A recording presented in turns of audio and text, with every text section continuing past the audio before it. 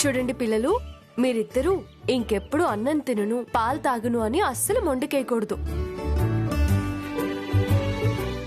మీరు అన్నం తినకపోతే మీ అమ్మ కూడా అన్నం తినదు కదా. అవునా? మేం తినకపోతే అమ్మ తినదా? తినదు, అమ్మ కదా. అయితే మేం ఇంకెప్పుడు అన్నం తినకుండా ఉండం. రోజు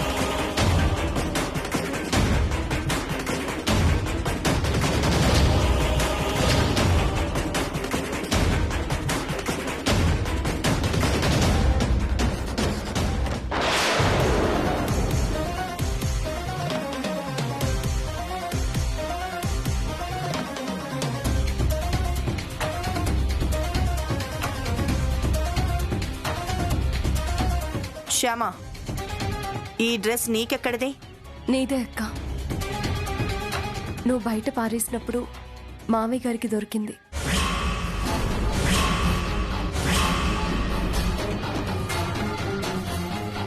మావయ్య గారికి దొరికిందా? మామయ్య గారికి ఈ డ్రెస్ దొరకడమే కాదు, నువ్వు కూడా దొరికిపోయావు. నువ్వు క్రిస్మస్ పార్టీకి వచ్చిన విషయం మామయ్య గారికి తెలుసు. ఎప్పుడో ఒకసారి అడుగుతారు, జాగ్రత్త. ఏంటి బెదిరిస్తున్నావా? నువ్వేదో నిజం దాస్తున్నందుకు భయపడాల్సింది పోయి ఆ నిజం తెలుసుకోవాలనుకుంటున్న నన్ను బెదిరిస్తావేంటి? ఏం ధైర్యం నీకు? నేను నిజం దాచినా కూడా నిజాయితీని పోగొట్టుకోలేదక్కా. అదే నా ధైర్యం. మావయ్య గారు నిన్ను సపోర్ట్ చేస్తుండేసరికి నీకు ఎక్కడలేని ధైర్యం వస్తుంది. ఓకే, అడగని.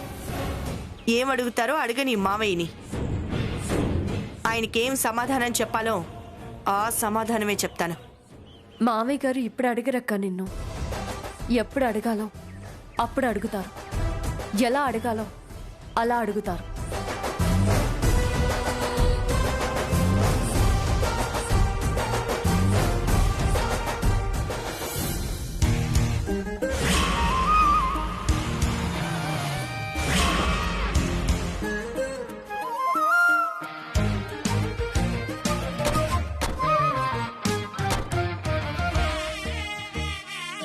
థ్యాంక్స్ అన్నయ్య గారు.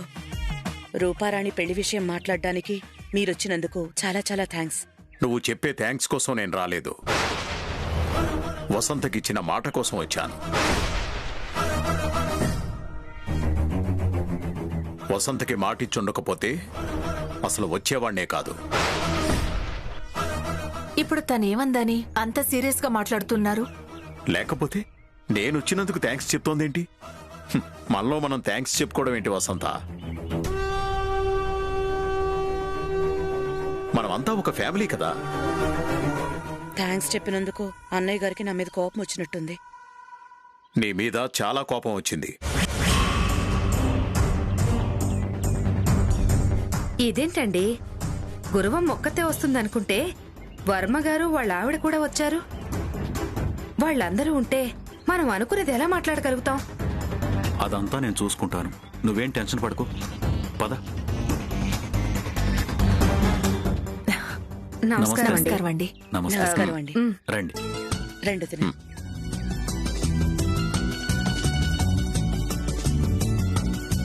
అన్నయ్య గారు రమ్మన్నారని ఆదిత్య బాబు చెప్పాడు వదిన గారు. అదే వదిన గారు, అగ్రిమెంట్ గురించి మాట్లాడడానికి రమ్మన్నాం. అగ్రిమెంట్ అంటే పెళ్లి గురించి మాట్లాడడానికే రమ్మన్నాం. పెళ్ళి అనేది పేపర్ మీద ఉండని ఒక అగ్రిమెంట్ లాంటిదని మా ఆవిడ ఉద్దేశం.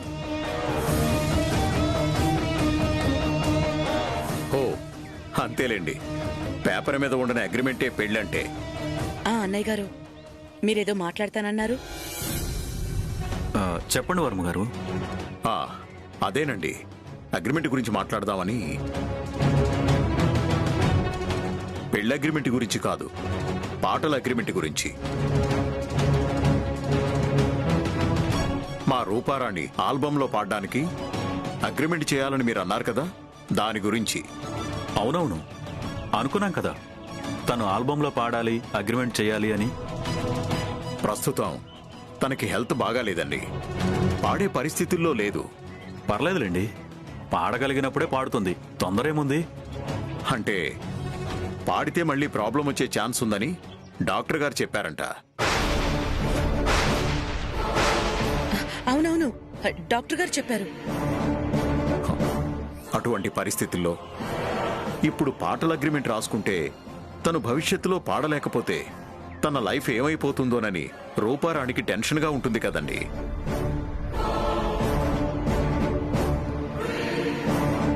పిల్లలిద్దరూ ఒకరినొకరు ఇష్టపడ్డారు కాబట్టి ఆ అగ్రిమెంట్ అనేది పక్కన పెట్టి వాళ్ళ ఇష్టాన్ని గౌరవించి వాళ్ళిద్దరికీ పెళ్లి చేస్తే బాగుంటుందని మా ఉద్దేశం.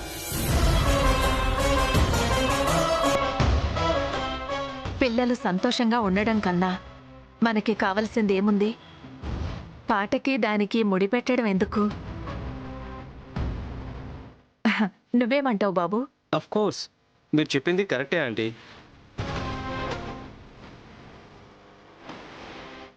కానీ డాడీ ఏమంటారు? నేనేమంటానురా, నీ ఇష్టమే నా ఇష్టం.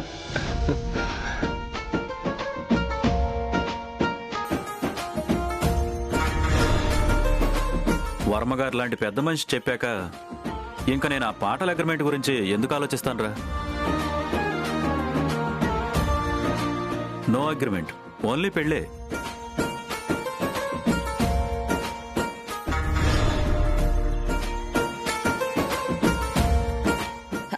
చాలా థ్యాంక్స్ అన్నయ్య గారు. ఇప్పుడే వస్తానండి.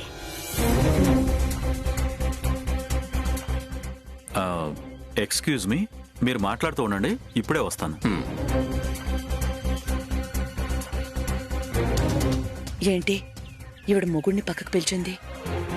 తెలుసుకుందాం. వదినా, వాళ్ళు అగ్రిమెంట్తో సంబంధం లేకుండా పెళ్లి ఒప్పుకున్నారనే విషయం రూపారాణికి చెప్తాను, చాలా సంతోషిస్తుంది. అలాగే.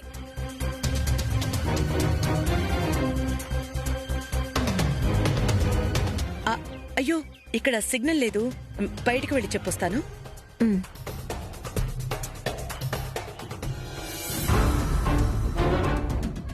ఏంటండి ఇది? అగ్రిమెంట్ లేకుండా పెళ్లి కొప్పుకున్నారేంటి? రూపారాణి పాట గురించే కదా ఈ పెళ్లికి మనం ఒప్పుకున్నది. ఇప్పుడు అగ్రిమెంట్ వద్దంటారేంటి? ఓసై పిచ్చి మొహమా, అంత పెద్ద మనిషి వర్మగారు చెప్పాక మనం కాదు కూడదు అని అగ్రిమెంట్కి పట్టుబడితే బాగుండదే. అందుకే ప్రస్తుతానికి అగ్రిమెంట్ వద్దు అని చెప్పాను, ఆయన మాటను గౌరవించినట్టుగా.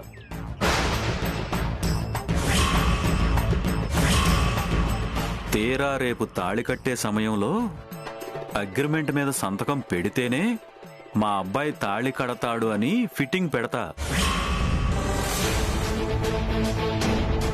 పీటల మీద పెళ్లి ఆగిపోకూడదు కాబట్టి చచ్చినట్టు అగ్రిమెంట్ మీద సంతకం పెడతారు. నేను బిజినెస్ మ్యాన్నే, పైసా కూడా నష్టపోను.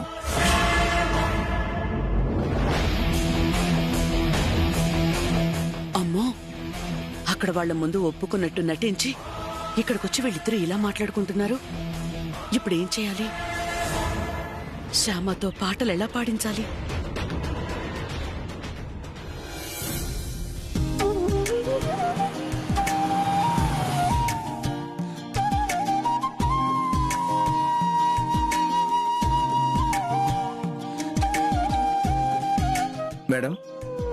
మేడం, పెద్ద మేడం గారు పండక్కి బంతిపూలు తెమ్మన్నారు. ఎక్కడ పెట్టమంటారు?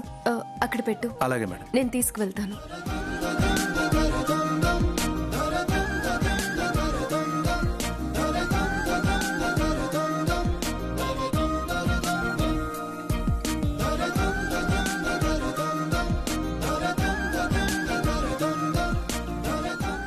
ఆగు. ఏంటండి? ఈ బుట్టని నువ్వు ఎత్తేద్దామని ట్రై చేస్తున్నావు. అవును. నో నో నో, అంత బరువు నువ్వు ఎత్తకూడదు. అది కాదండి. అది కాకపోయినా పర్వాలేదు, నువ్వు మాత్రం అంత బరువు మోయడానికి వీల్లేదు. నేను చెప్పేది ఒకసారి వినను. విననుగాక విననంతే. భార్య బరువు బాధ్యతలు మోయాల్సిన భర్త భార్య చేత బరువులు మోయించడం అనేది నేరం మాత్రమే కాదు, పాపం కూడా. తప్పుకో. అయ్యో, నేను చెప్పేది వినండి. అందులో ఏముందో తెలుసుకోకుండా. ఏమున్నా పర్లేదు, నేను ఎత్తేయగలను.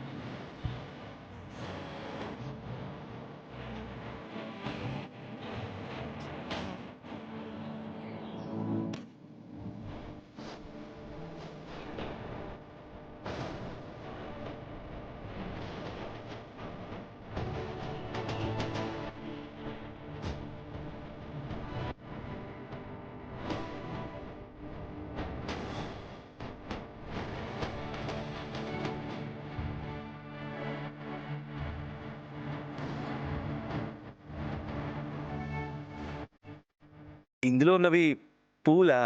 నేను ఆ విషయం చెప్దామని చూస్తుంటే తమరు చెప్పనిస్తేగా.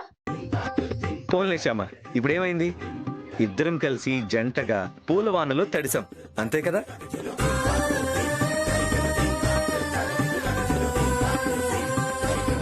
అలా సిగ్గుపడితే ఎలా? ఇప్పుడు ఈ చినుకులన్నీ ఏరి బుట్టలో పెట్టాలి. చినుకులా? అదే, ఇప్పుడు ఈ పూలవాన కురిసింది కదా, ఈ చినుకులన్నీ తీసి బుట్టలో వేయాలి కదా. అలాగేనండి. రా.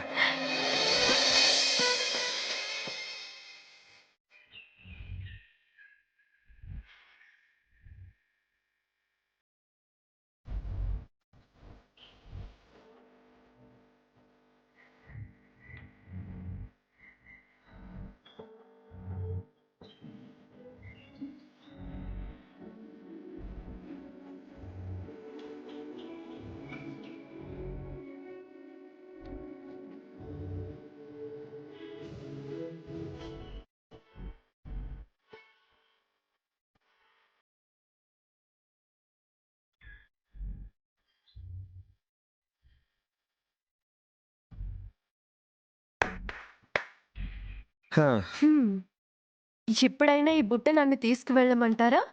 మీరే మోస్తారా? నేనే మోస్తా. మీరే మోస్తారా? యా.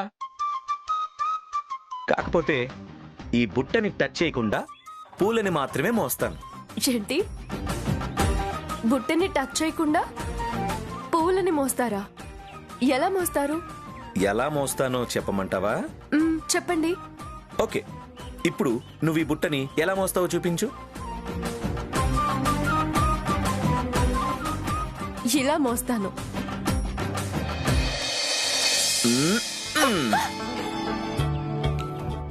అయ్యో, ఏంటండి ఇది? చూసావా, బుట్టని తాకకుండా పూలని ఎలా మోస్తున్నాను? పూలని నువ్వు మోస్తున్నావు, ఆ పూలని మోస్తున్న పువ్వులాంటి నిన్ను నేను మోస్తున్నాను.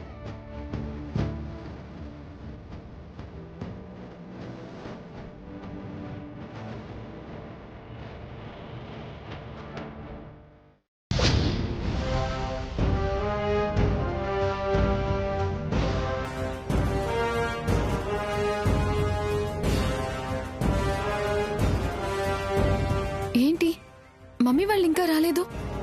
వాళ్ళు అగ్రిమెంట్ లేకుండా పెళ్లి చేయడానికి ఒప్పుకున్నారా లేదా?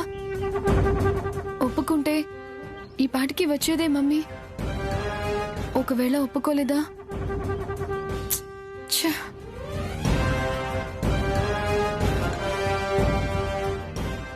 మమ్మీ, వెళ్ళిన పని ఏమైంది? కాయా పండా మమ్మీ? కాయ కాదు, పండు కాదు, పిందె. హ? పిందేంటి మమ్మీ? ఏంటంటే ఏం చెప్పేది నా పొంద?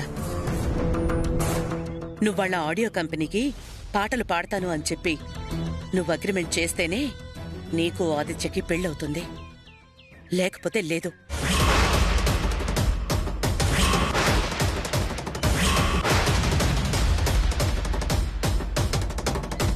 అదేంటి మమ్మీ?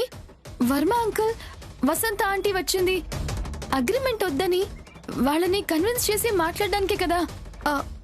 వాళ్ళు అక్కడికి వచ్చి ఏం చేశారు? ఏం మాట్లాడలేదా? మాట్లాడారు. నీ హెల్త్ బాగోలేదని, పాటలు పాడడం కష్టం అని చెప్పి ఆదిత్య వాళ్ళ నాన్న వాళ్ళకి చెప్పారు. వెంటనే ఆయన కూడా సరే అన్నారు. అగ్రిమెంట్ లేకుండా నిన్ను వాళ్ళింటి కోడల్ని చేసుకోవడానికి ఒప్పుకున్నారు. మరి అగ్రిమెంట్ కావాలంటావేంటి నువ్వు? అక్కడే ట్విస్ట్ ఇచ్చాడు ఓ బిజినెస్ మ్యాన్. అంత పెద్ద మనిషి వర్మగారు చెప్పాక మన కాదు కూడదు అని అగ్రిమెంట్ పట్టుబడితే బాగుండదు. తీరా రేపు తాళి కట్టే సమయంలో అగ్రిమెంట్ మీద సంతకం పెడితేనే మా అబ్బాయి తాళి కడతాడు అని ఫిట్టింగ్ పెడతా. పీటల మీద పెళ్లి ఆగిపోకూడదు కాబట్టి చచ్చినట్టు అగ్రిమెంట్ మీద సంతకం పెడతారు. అలా మనల్ని బెదిరించి లాస్ట్ మినిట్లో నీ చేత అగ్రిమెంట్ మీద సంతకం చేయించుకుని ఆ తర్వాత వాళ్ళ అబ్బాయి చేత నీ మెళ్ళో 3 ముళ్ళు వేయించాలని వాళ్ళు అనుకుంటుంటే విన్నాను. అయితే ఆదిత్యకి నాకు పెళ్లి కాదా? ఇంకా నా లైఫ్, నా కెరీర్ రెండూ సర్వనాశనం అయిపోయినట్టేనా? ఇంక నేను బతకడం వేస్ట్. వేస్ట్ మమ్మీ, నేను బతకడం వేస్ట్. ఇదిగో, నువ్వు మాటికి బతకడం వేస్ట్ అని చెప్పి పిచ్చి పిచ్చి పనులు చేయకు. నువ్వు అలా చేసావంటే నేను బ్రతుకునడం వేస్ట్ ఇక్కడ. అయితే పద మమ్మీ, ఇద్దరం కలిసి దేంట్లోైనా దూకి చచ్చిపోదాం. పీడ వదిలిపోతుంది. ఇదిగో, నీకా తొందరపాటే వద్దని చెప్తున్నాను. నీకు ఆదిత్యకు పెళ్లి జరిగే మార్గం ఉంది. ఏంటి మమ్మీ అది? ఒక్కటే మార్గం. ఏంటి ఆ ఒక్క మార్గం? ఏంటో చెప్పు. శ్యామ. శ్యామనా? శ్యామనే. దానివల్ల ఆదిత్యకి నాకు పెళ్ళలా జరుగుతుంది మమ్మీ. జరిగి తీరుతుంది. సామదాన భేద దండోపాయాలు ఉపయోగించి నీకు గోస్ట్గా పాటలు పాడడానికి శ్యామని ఒప్పించాలి. ఆ ఒప్పుకోవడం అనేది నోటి మాటతో కాకుండా అగ్రిమెంట్ మీద రాసి ఆ శ్యామ చేత సంతకం పెట్టించాలి.